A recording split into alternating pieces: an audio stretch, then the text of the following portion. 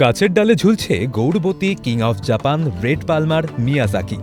এই সব আম যদি বাংলার মাঠে চাষ করা যায় তাহলে বদলে যেতে পারে আম চাষিদের ভাগ্য। এই সব আম নিজের বাগানে চাষ করে মেদিনীপুর জেলার প্রান্তিক চাষী মিলন কুমার ওঝা এখন এক অনুপ্রেরণার নাম।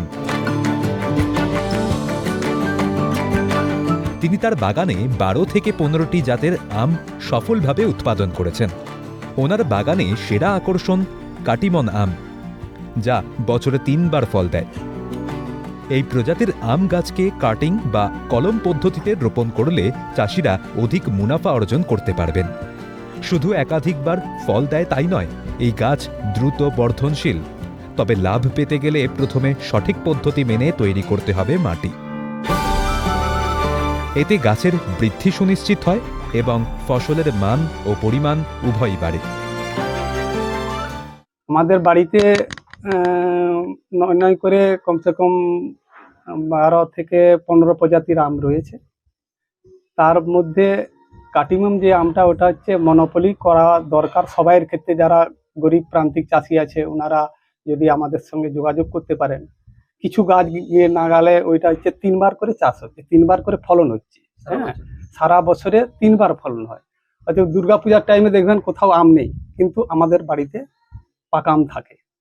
তো যারা প্রান্তিক গরিব গ্রামের যারা চাষি রয়েছে তারা যদি উপকৃত হয়, আমি বলবো তাদেরকে তারা যেন এই কাটিমন আমটা লাগানোর চেষ্টা করে। এমনি গাছ লাগিয়ে দিলাম, গিয়ে বাড়িতে বসে থাকলাম, গাছ ফল দিবে, সেটা হয় না। হ্যাঁ, পরিচর্যা রয়েছে। যেমন গাছটা লাগানোর সময় তোমাকে হাড় সার আর 10-26-26 আর তার সঙ্গে কিছু রাসায়নিক সার রয়েছে, গোবর সার, সেগুলো দিয়ে লাগানো দরকার। সেগুলো দিয়ে লাগালে কি হবে, গাছটা প্রথম পরিপক্তভাবে বড় হবে। তারপরে তার পরিচর্যা রয়েছে, তোমাকে রাতে দিনে বারবার চেক করে দেখতে হবে গাছের পাতাতে কোনো রোগ এসছে কিনা। কাণ্ডগুলো ফেটে যায়, কারণ যেহেতু এগুলা হচ্ছে কলমের গাছ, তো ওদের কাণ্ডটা ফাটার চান্সেস থাকে। সেই কাণ্ড ফাটলে তো গাছে ফল দিতে পারবে না ঠিক মতো। এই কাণ্ড ফাটার আগে এক ধরনের মেডিসিন আছে, সেটা ওর উপরে প্রলেপ দিয়ে রাখতে হয় কাণ্ডগুলোতে, শাখাগুলোতে দিলে। তাহলে গাছে কোনো রকম রোগ জীবাণু তার বৃদ্ধিও হবে এবং কোনো রকম অসুবিধা আসবে না।